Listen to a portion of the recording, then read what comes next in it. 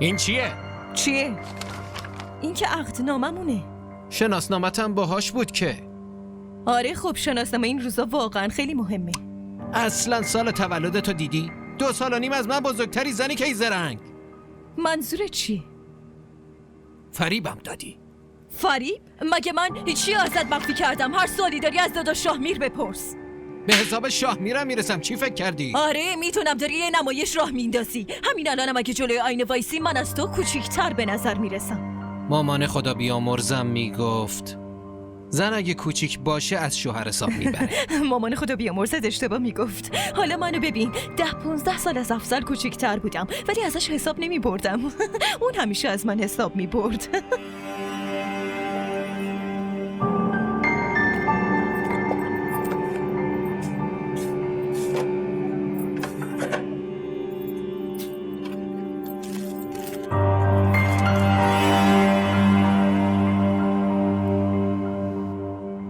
راستش یه خورده سردرد داشتم.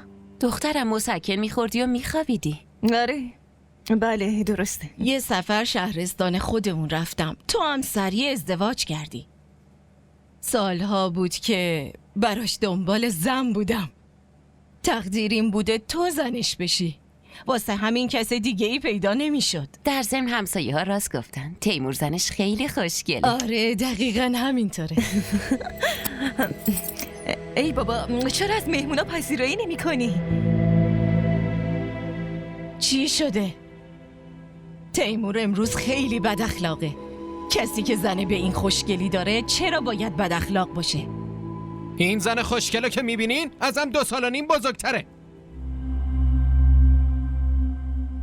وای پسرم چه فرقی میکنه؟ من مطلقه بودنشو تحمل کردم. 2 تا بچه‌شو هم هیچی نگفتم. ولی اینکه سنشو ازم مخفی کرده اصلا کار خوبی نکرده. مطلقه؟ 2 تا بچه؟